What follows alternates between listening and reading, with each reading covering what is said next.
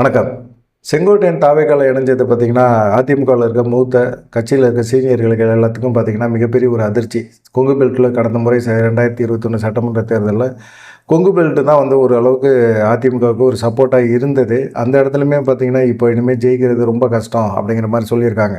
கொங்கு பெல்ட்டில் தாவேக்காவுக்கு செல்வாக்கு இருக்கான்னா, செல்வாக்கு இருக்குது. என்னடா இது சின்ன சின்ன பசங்கள் தானே, எப்படி செங்கோட்டையன் அவங்களோட இணைந்து செயல்படுவார் அப்படின்னா, வயசானவங்களுக்கு ஒரு மரியாதை, மூத்த தலைவர்களுக்கு ஒரு மரியாதை கண்டிப்பாக வந்து கொடுப்பாங்க. அவங்க விஜய் பின்னாடி தான் சுற்றுவாங்களே தவிர, சொல்கிறத கண்டிப்பாக கேட்பாங்க அப்படிங்கிற ஒரு எண்ணம் அவருக்கு இருக்குது. செங்கோட்டையனுக்கும் இருக்குது. செங்கோட்டையனோட அரசியலை பற்றி இனிமேல் அதிமுகவினர் யாருமே கவலைப்பட வேண்டிய அவசியமே இல்லை. இப்போ அதிமுகவுக்கும் அவருக்கும் தொடர்பு இல்லை, அவரை ஏன் எங்கள்கிட்ட வந்து கேள்வி கேட்குறீங்க அப்படின்னு சிவி சண்முகம் சொல்லலாம். எடப்பாடி பழனிசாமி நீங்கள் அவர்கிட்டே போய் கேள்வி கேளுங்க அப்படிங்கிற மாதிரி சொல்லலாம். என்னமோ அதிமுகவுக்கு ஒரு துரோகம் பண்ணிட்டு போன மாதிரி இவங்க எல்லாமே பேசுகிறாங்க. இப்போல்லாம் செம்மலையெல்லாம் பேசுகிறது என்னென்னா, அவர் தவறான ஒரு முடிவு எடுத்துட்டார், இனிமேல் அரசியலில் அவருடைய வாழ்க்கை முடிஞ்சு போச்சு அப்படிங்கிற மாதிரிலாம் பேச ஆரம்பிக்கிறாரு. செம்மலையெல்லாம் என்ன பண்ணிக்கிட்டு இருக்காரு, அதிமுகவில் என்னத்தை கிழிச்சிக்கிட்டு இருக்காருன்னே தெரியல. செம்மலைக்கு எத்தனை ஓட்டு இருக்கும். இப்போ சுயேட்சை நின்றா கூட பார்த்திங்கன்னா, செங்கோட்டையன் வந்து ஜெயிக்கிறதுக்கான வாய்ப்புகள் அவர் கோவிலில் உண்டு. ஆனால் இப்போ தாவேக்காவுக்கு முதல்ல வந்து ஒரு வெற்றியை வந்து செங்கோட்டையன் தீர்மானிச்சிட்டார். செங்கோட்டையன் வந்து கண்டிப்பாக தாவேக்கா தரப்பில் நிற்பார். நிற்கும் போது அவர் ஜெயிக்கிறதுக்கு வாய்ப்பு இருக்குது. அவர் ஆதரவாளர்கள் ஒரு 2-3 பேர் ஜெயிக்கிறதுக்கு வாய்ப்பு இருக்குது. இந்த தடவை இந்த தேர்தலில் சட்டமன்றத்துக்குள்ளே தாவேக்கா உள்ள நுழையுது அப்படிங்கிற ஒரு ரிசல்ட்டோட தானே செங்கோட்டையன் போயிருக்கிறாரு. இது எத்தனை அதிமுகவினர்களோ ஒரு புளியை கரைச்சி விட்டுருக்குது. அது இல்லாமல் ரொம்ப சீனியர்கள் எல்லாத்துக்குமே பார்த்திங்கன்னா, 2ஆம் கட்ட தலைவர்கள் எல்லாமே கட்சிக்குள்ளே இறங்கி செயல்படலாமா வேணாமா அப்படின்னு ஒதுங்கி நிற்கலாமா அப்படிங்கிற மாதிரி இருக்குது. ஏன்னா அந்தளவுக்கு வந்து ரொம்ப எடப்பாடி பழனிசாமி கட்சிக்குள்ளே இருக்கிறவங்களை எல்லாத்தையுமே நீக்கிறார். மக்கள் செல்வாக்கு உள்ளவங்கள தான் நிற்கிறாரு. அதனால வந்து எடப்பாடி பழனிசாமிக்கு செல்வாக்காக இருக்கணும்ல. மக்கள் செல்வாக்காக இருந்த ஜெயலலிதாவும் சரி, எம்ஜிஆரும் சரி, அவங்க கட்சியை வந்து ஆட்சியில் இல்லாத போது அரவணைச்சு போனாங்க. அதிருப்தியில் இருக்கவங்களை கூப்பிட்டு வச்சு பேசி அவங்கள சமாதானப்படுத்தி அவங்கள கட்சிக்குள்ளே தொடர்ந்து பணியாற்றுறதுக்கான வேலையை பார்த்தாங்க. ஆனால் அவ்வளோ ஆளுமை மிக்க தலைவர்களே அந்த மாதிரி இறங்கி வந்து பேசினவங்க, எந்த ஆளுமையும் இல்லாமல் எந்த தகுதியுமே இல்லாத ஒரு நபர் வந்து எடப்பாடி பழனிசாமி இப்படி வந்து கட்சியில் இருக்கிற மூத்த தலைவர்களை சொல் பேச்சையும் கேட்குறதில்ல. என்னவோ எடப்பாடி செங்கோட்டையன் வந்து அதிமுகவுக்கு துரோகம் பண்ணிட்டு போன மாதிரி பேசிகிட்டு இருக்கிறாங்க சமூக வலைத்தளங்களில். இதெல்லாம் கேட்கும்போது சிரிப்பாக தான் இருக்குது. செங்கோட்டையன் அதிமுக விட்டு போகிறேன்னு சொன்னாரா? செங்கோட்டையன் கட்சியை ஒருங்கிணைக்கிறேன்னு சொன்னார். சரி, ஒருங்கிணைக்காமல் ஏன் அங்கிட்டு போனார்னா, ஒருங்கிணைக்கிறதுக்கான வேலையை இறங்கி பார்த்தாரு.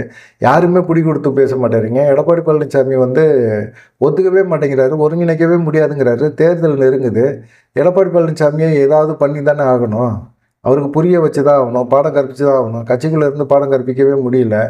சரி, எடப்பாடி பழனிசாமிங்க தான் இந்த மாதிரினா, அவருக்கு சப்போர்ட் பண்ணுற பாஜகவும் வந்து அதிமுக அழிச்சு தான் பார்க்கணும். எடப்பாடி பழனிசாமியை பலகீனப்படுத்தணும், அதிமுக பலகீனமாகணும். அப்போ தான் வந்து பாஜக தமிழ்நாட்டில் வளர முடியும் அப்படிங்கிற ஒரு நம்பிக்கை அவங்களுக்கு இருக்குது. ஆனால் செங்கோட்டையன் மூலமாக தான் ஒருங்கிணைக்கிற சொன்னாங்க. செங்கோட்டையனுக்கு சப்போர்ட் பண்ணணும்ல, சப்போர்ட் பண்ணவே இல்லை. எடப்பாடி பழனிசாமி பேச்சை கேட்க மாட்டேங்கிறாரு அப்படிங்கிற மாதிரி இவங்க வந்து ட்விஸ்ட் பண்ணி ஆரம்பிச்சிட்டாங்க. இதெல்லாம் பார்க்கும்போது செங்கோட்டையன் வந்து ஒரு முடிவு எடுத்து தான் போகிறார். ஓபிஎஸ் போல் வந்து எடப்பாடி பழனிசாமிகிட்ட ஃபைட் பண்ணிக்கிட்டு அப்படிலாம் நமக்கு இருக்கணும்னு அவசியம் இல்லை. இன்னும் ஒரு 3.5 மாதமே என்னவோ தான் தேர்தலுக்கு இருக்குது. அதுக்குள்ளே வந்து செங்கோட்டையன் ஆதரவாளர்களுக்கு எல்லாத்துக்குமே ஒரு சப்போர்ட்டாக இருந்தாகணும், ஆதரவு கொடுத்தாகணும். தாவேக்கா பெஸ்ட் அப்படிங்கிறது அவருடைய ஆதரவாளர்கள் சொன்ன ஒரு விஷயந்தான். செங்கோட்டையன் வந்து தாவேக்காவில் சேரணும், இல்லை திமுகவில் போய் சேரணும், இல்லை அதிமுகவில் இருக்கணும் அப்படிங்கிற எண்ணம்லாம் இருந்தால் அவர் அதிமுகவில் ஓபிஎஸ் போல் ஃபைட் பண்ணியிருப்பார். ஆனால் அவர் கூட இருக்கிற ஆதரவாளர்களையும் எடப்பாடி பழனிசாமி செஞ்ச மிகப்பெரிய தப்பாக செங்கோட்டையன் ஆதரவாளர்களையும் கட்சியை விட்டு நிப்பாட்டினது தான். ஒரு சாவு வீட்டில் போயிட்டு செங்கோட்டையன் வந்து ஒரு கட்சி நிர்வாகிகிட்ட பேசிகிட்டு இருக்கிறாரு. அவர் செங்கோட்டையன் ஆதரவாளர்னு சொல்லிட்டு எடப்பாடி பழனிசாமி அவரையுமே கட்சியை விட்டு நிப்பாட்டுறாரு. அப்படின்னா அப்போ செங்கோட்டையன் சும்மா இருக்க முடியுமா? செங்கோட்டையன் சும்மா இருந்தாலும் நல்லா இருக்குமா? ஏன்னா எடப்பாடி பழனிசாமி இப்படி தூக்கி போட்டு மிதிக்கிறாரு, நீங்கள் ஒன்றுமே முடிவு எடுக்காமல் இருக்கிறீங்க அப்படிங்கிற ஒரு கேள்வி அவருடைய ஆதரவாளர்கள் மத்தியில் வரும்ல. கலந்து ஆலோசனை பண்ணுறாரு. இதுதான் உண்மையான ஒரு தலைவனுக்கு அழகு. என்ன செய்கிறாரு, தன்னுடைய ஆதரவாளர் மத்தியில் கலந்து ஆலோசனை பண்ணி என்ன பண்ணலாம். நம்ம வந்து எம்ஜிஆர் கட்சி ஆரம்பித்தார், அப்போலேருந்தே நம்ம கட்சியில் இருக்கிறோம். அப்போலேருந்தே சொல்கிறது திமுக தீய சக்தின்னு சொல்கிறது, திமுகவோட நம்ம போய் சேர்றது நல்லா இருக்காது, அது வந்து அசிங்காது, நம்ம வேணாம் அப்படின்னு முடிவு எடுத்தோம்னா அடுத்த கட்டமாக தனிப்பட்ட முறையில் ஒரு கட்சி ஆரம்பிக்கணும். தனிப்பட்ட முறையில் கட்சி ஆரம்பித்து இப்போ வந்து செயல்படுத்துறதுங்கிறது கஷ்டம், ஒரு கட்டமைப்பு உருவாக்குறது கஷ்டம். ஓபிஎஸும் அப்படி தான் தடுமாறிக்கிட்டு இருக்காரு. டிடிவி தினகரன் கூட சேரலாம். டிடிவி தினகரன் தலைமையை ஏற்றுக்கிட்டு செயல்படுறது அப்படிங்கிறது ஒரு கஷ்டமான ஒரு விஷயம். கொங்கு பெல்ட்டில் அதை ஏற்றுக்குவாங்களான்னு ஒரு சூழ்நிலை இருக்குது. டிடிவி தினகரனுக்கு கொங்கு பகுதியில் அவ்வளோ பெரிய செல்வாக்கு இருக்கா அப்படின்னு பார்த்திங்கன்னா இருக்குது, ஆனால் அந்தளவுக்கு இல்லை அப்படிங்கிற மாதிரி தான் இருக்குது. சரி, இந்த மாதிரி சமயத்தில் நம்ம யாரோட சேரலாம் அப்படின்னு சொல்லி அவருடைய ஆதரவாளர்கள் மத்தியில் ஆலோசனை பண்ணும்போது எல்லாருமே சொன்னது ஒரு தாவேகா. மக்கள் கும்பல் வந்து காசு கொடுக்காம சேர்ற கும்பல், ஒரு வெறித்தனமான ரசிகர்கள், இதெல்லாம் ஓட்டா மாறுமா அப்படின்னா, ஓட்டா மாறும். ஏன் மாறாமல் இருக்கிறதுக்கு என்ன இருக்குது? எல்லாமே பண்ணுறாங்கல்ல. அவங்கள அப்படியே கொண்டு வந்து நம்ம அங்கே போய் சேர்ந்தோம்னா நமக்கான மதிப்பு, மரியாதை, அதிகாரம் எல்லாமே நம்ம கையில் கிடைக்கும். நம்மளால சுதந்திரமாக செயல்பட முடியும். யாரும் யாரையுமே கட்டுப்படுத்த முடியாது. நம்ம சொல்கிறத விஜய் கேட்பார்.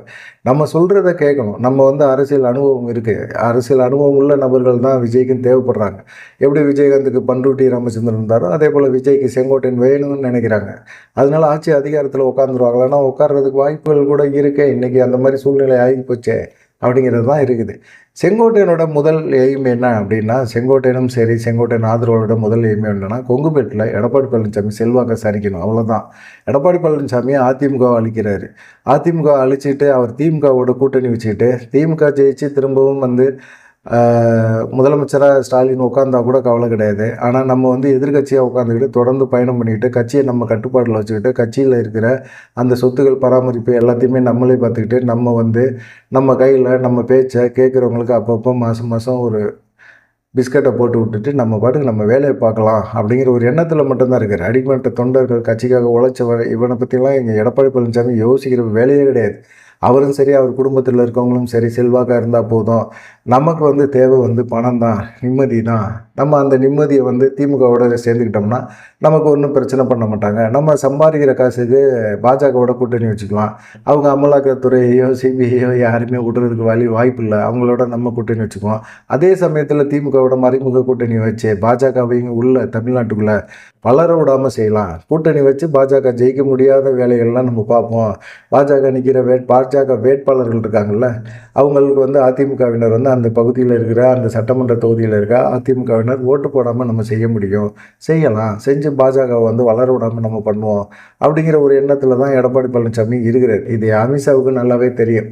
அதனால தான் இப்போ நாடாளுமன்றத்தில் கூட பார்த்திங்கன்னா செங்கோட்டையன் தாவேகால சேர போகிறாங்கிறத தம்பிதுரை எந்திரிச்சு போய் அமித்ஷாட்ட சொல்கிறாரு. இது மாதிரி செங்கோட்டையன் வந்து தாவேகா சீட்டு போயிட்டு போகிறாரு.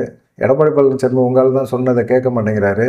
எதையுமே ஏற்றுக்க மாட்டேங்கிறாரு. அவர் என்னவோ பெரிய இது மாதிரி ஜெயிச்சிருவேன்னு சொல்கிறாரு. தொடர்ந்து தோல்வியை தான் கொடுத்துக்கிட்டு இருக்காரு. இந்த சின்னமும் அதிமுக பேர் மட்டும்தான் எடப்பாடி பழனிசாமிக்கு ஆதரவாக சப்போர்ட்டாக நிற்கிது. அது எடப்பாடி பழனிசாமினால் உணரவே முடியல அப்படிங்கிற ஒரு விஷயந்தான். பாஜகவை நம்பினார் செங்கோட்டையன். பாஜக சொன்னதை செஞ்சார். ஓபிஎஸ்ஸும் அப்படி தான் இருந்தார். ஆனால் ஓபிஎஸ்ஸையுமே கழட்டி விட்டாங்க. இப்போ செங்கோட்டையனும் கொங்கு பெல்ட்லேயும் வந்து கழட்டி விட்டாங்க. இனிமேல் செங்கோட்டையன் என்ன தான் பண்ணிக்கிட்டு இருக்க முடியும்? தாவேகா சைடு போய் தான் ஆகணும் அப்படிங்கிற ஒரு எண்ணத்தில் அவர் தாவேகா சைடு போயிட்டார். சிலர் வந்து இது அமித்ஷா சொல்லி தான் போனார். அமித்ஷா தான் பாஜகவோட பி டீமாரு, இது தாவேகா தான் பாஜகவோட பி டீமாக செயல்படுது அப்படி இப்படின்லாம் நிறைய பேர் நிறைய விஷயங்களை பேசுகிறாங்க. ஆனாலும் பார்த்திங்கன்னா செங்கோட்டையன் துணிஞ்சு தான் போயிருக்கிறாரு. செங்கோட்டையனுக்கான வாய்ப்புகள் இருக்கும். கண்டிப்பாக வந்து இளைஞர் பட்டாளம் இளைஞர்கள் நிறைய பேர் செங்கோட்டையனை இன்னுமே பார்த்திங்கன்னா கொங்கு பெல்ட்டில் சும்மா சூப்பராக பார்க்கலாம். அவ்வளோ ஆதரவு இதெல்லாம் இருக்கும். என்னடா 50 வருஷம் காலகட்டத்துக்கு மேலே வந்து அதிமுக துண்டை போட்டுக்கிட்டு போன ஒரு மனுஷன் இன்னைக்கு தாவேகா துண்டை போடுறாரு அப்படின்னா எங்கே செயல்படணும், எங்கே செயல்படக்கூடாது அப்படிங்கிற ஒரு விஷயம் இருக்குல்ல. கட்சியை தொடர்ந்து அழிச்சிக்கிட்டு இருக்க எடப்பாடி பழனிசாமிக்கு நம்மளும் சப்போர்ட் பண்ணால் எம்ஜிஆர் ஆன்மாவும் சரி, ஜெயலலிதா ஆன்மாவும் சரி கண்டிப்பாக செங்கோட்டையனை மன்னிக்காது. அதனால தான் அவர் வந்து பயந்தார். அதை தான் சொல்கிறாரு, நான் தான் பெரிய ஆளுன்னு நினைக்கிறவன் ஆண்டவன் பார்த்துக்குவான்னு சொல்கிறாரு. ஆண்டவன் சொன்னது யாரை சொன்னார் அப்படின்னா எம்ஜிஆர் ஜெயலலிதாவை தான் சொன்னார். அவங்க ஆன்மா வந்து எடப்பாடி பழனிசாமியை மன்னிக்காது அப்படிங்கிறது தான் செங்கோட்டையனோட குற்றச்சாட்டாக இருக்குது. சரி, இப்போ கட்சியில் இருக்கிற சீனியர்கள் எல்லாமே என்ன பண்ணுறாங்க, என்ன பேசுகிறாங்க அப்படிங்கிற ஒரு விஷயம் இருக்குல்ல, அது ரொம்ப ரொம்ப ரொம்ப ரொம்ப அவங்களுக்குமே குழப்பம் அதிகமாகிடுச்சு. ஏற்கனவே வந்து ஒற்றுமையாக இருந்தால் கூட ஜெயிக்க முடியுமா அப்படிங்கிற ஒரு சந்தேகம் இருக்குது. ஒருங்கிணைந்த அதிமுக ஆனால் கூட வெற்றி பெறக்கூடிய சூழ்நிலை இல்லை. ஏன்னா இது வரைக்குமே வந்து எடப்பாடி பழனிசாமினால் ஒரு மெகா கூட்டணி, ஒரு சரியான கூட்டணி, திமுகவுக்கு இணையான கூட்டணியை உருவாக்கவே முடியல. திமுக ஒரு 10 கட்சியோட வலுவாக இருக்குது. அந்த கூட்டணியை கூட எடப்பாடி பழனிசாமினால் உடைக்க முடியல. எடப்பாடி பழனிசாமி எப்படி உடைப்பார்? அவர் தான் திமுகவோட ஒரு மறைமுகமான ஒரு தொடர்பில் இருக்கார். அவர் எப்படி திமுக கூட்டணியை உடைக்க முடியும்? சும்மா பேசலாம். அப்படியே பிரச்சாரத்தில் போயிட்டு நான் திமுகவுக்கு எதிராக பேசுகிறேன், இப்போ திமுகவுக்கு எதிராக நான் வந்து செயல்பட போகிறேன், நான் தான் முதலமைச்சர் இப்படின்னு சொல்லி ஒரு இதில் பேசலாம். ஆனால் திமுக வந்து கூட்டணி கட்சிகளை உடைக்க கூட அவரால் முடியவே இல்லை. திமுகவுக்கு இணையாக ஒரு கூட்டணியை அமைக்க முடியல. இல்லை, நாங்கள் அதிமுகங்கிறது நாங்கள் பல தடவை தனிச்சு நின்று கூட ஜெயிச்சிருக்கோம். அது ஆளுமை மிக்க ஒரு தலைவர்கள் இருக்கும்போது. இப்போ ஆளுமை மிக்க தலைமையும் இல்லை, ஒன்றுமே இல்லை. கிட்டத்தட்ட ஒரு அதிமுக, பாஜக கூட்டணியை உருவாகி ஒரு 8 மாதம் ஆச்சு. வேறு யாருக்குமே கூட்டணிக்குள்ளே வரல. ஏற்கனவே கூட்டணிக்குள்ளே இருந்தவங்க கூட தயங்கிட்டு இருக்காங்க. தேமுதிக வந்து இப்போ திமுகவோட பேச்சுவார்த்தை நடத்திட்டு இருக்காங்க. அவங்க அதிமுகவோட வருவாங்களான்னு தெரியல. பாஜக அழுத்தம் கொடுத்தா கூட வருவாங்களான்னு கூட தெரியல. அந்த அளவுக்கு இருக்குது. பாமக 2ஆ உடஞ்சிருக்குது. ஒரு குரூப்பை கொண்டாந்து வேணா இங்கிட்டு சேர்க்கலாம். சேர்த்து பாமக 2ஆ பிளவுபட்டு கிடக்குது. இதில் ஒரு பிரிவை மட்டுமே வந்து அதிமுக, பாஜக கூட்டணியில் கொண்டு வந்தால் அது செயல்படுமா அப்படிங்கிற மாதிரி தெரியல. நாடாளுமன்ற தேர்தலில் வந்து அதிமுக, பாஜக கூட்டணி இல்லை, தனியாக தான் சந்தித்தாங்க. பாஜக சார்பில் வந்து ஓபிஎஸ், டிடிவி தினகரன் இவங்கெல்லாம் ஆதரிச்சாங்க. இப்போ எடப்பாடி பழனிசாமி தான் முதலமைச்சர் வேட்பாளர், நாங்கள் ஏற்றுக்க முடியாதுங்க அப்படின்னு டிடிவி, ஓபிஎஸ் எல்லாமே வெளியேறிட்டாங்க. இப்போ இவ்வளோ பெரிய பிரச்சனைகள் இருக்குது, யாருமே கூட்டணிக்குள்ளே வரமாட்டேங்கிறாங்க. புதிய தமிழகம் கட்சியும் கூட்டணிக்குள்ளே வரல. எடப்பாடி பழனிசாமியை நம்புறதா வேணாமா? எடப்பாடி பழனிசாமியை நம்பி மட்டுமே நம்ம தேர்தலை சந்திக்க முடியுமா? எவ்வளவோ பிரச்சனை இருக்குது. எடப்பாடி பழனிசாமி என்ன சொல்கிறார், சிம்பிளாக நீங்கள் உங்கள் தொகுதியை பார்த்துக்கங்க, காசை கொடுத்துக்கங்க. திமுக ஒரு 1000 ரூபா கொடுக்குதா, நீங்கள் 2000 ரூபா கொடுங்க, 5000 ரூபா கொடுங்க, ஜெயிக்கிறதுக்கு வேலையை பாருங்கள், ஜெயிச்சு வாங்க, உங்களை நான் அமைச்சராக்குறேன் அப்படின்னு சொல்கிறதெல்லாம் ஏற்றுக்கவே முடியாது. செங்கோட்டையன் வந்து சொன்ன ஒரு விஷயம், ஒருங்கிணைந்த அதிமுக உருவாக்குங்கன்னு. ஒருங்கிணைந்த அதிமுக உருவாக்குறதுனால அவர் கட்சி பதவியை பறிக்கிறார். ஒருங்கிணைந்த அதிமுக உருவாக்குறோன்னு சொல்கிறவருக்கு வந்து அவர்கிட்ட இருந்து அடிப்படை உறுப்பினர் பதவியை பிடுங்குறாரு. அவர் வந்து அதிமுக கரவேட்டி கட்டக்கூடாதுன்னு சொல்கிறாரு. செங்கோட்டையன் கூட போனவனுங்க கூட அவருக்கு துரோகம் பண்ணுறாங்க. கூட போனவனுங்க எல்லாம் ஆமாம் நாங்கள் கூட போனோம், பேசணும், வேலுமணி, சிவி சண்முகம்லாம் பேசணும். இன்றைக்கி என்னவோ எடப்பாடி பழனிசாமி பெரிய ஆளுமை மாதிரி, தலைமை மாதிரி அவர் வந்து சிவி சண்முகம்லாம் செங்கோட்டையனுக்கு கட்சியிலேருந்து நீக்கப்பட்டவர், அவரை பற்றிலாம் எங்கள்கிட்ட கேட்காதீங்க. என்ன சொல்கிறதுனே தெரியல. செங்கோட்டையெல்லாம் தொடர்ந்து வெற்றி பெற்ற ஒரு மனுஷன்யா. அவர் அதிமுக அப்படிங்கிற ஒரு பேனரு, எம்ஜிஆர் ஜெயலலிதாவுக்கு விசுவாசி அப்படிங்கிற ஒரு நம்பிக்கையோடு ஜெயித்த மனுஷன். 9 தடவை தொடர்ந்து ஜெயித்தவர். இன்றைக்கி கூட நீங்கள் கோபியில் வந்து அதிமுக வேட்பாளர் நிப்பாட்டினீங்கன்னா அவரை எதிர்த்து நின்றாருன்னா பல லட்சம் ஓட்டு வித்தியாசத்தில் ஜெயிக்கிறது கூட வாய்ப்புகள் இருக்குது. அந்த அளவுக்கு அவர் இருப்பார்.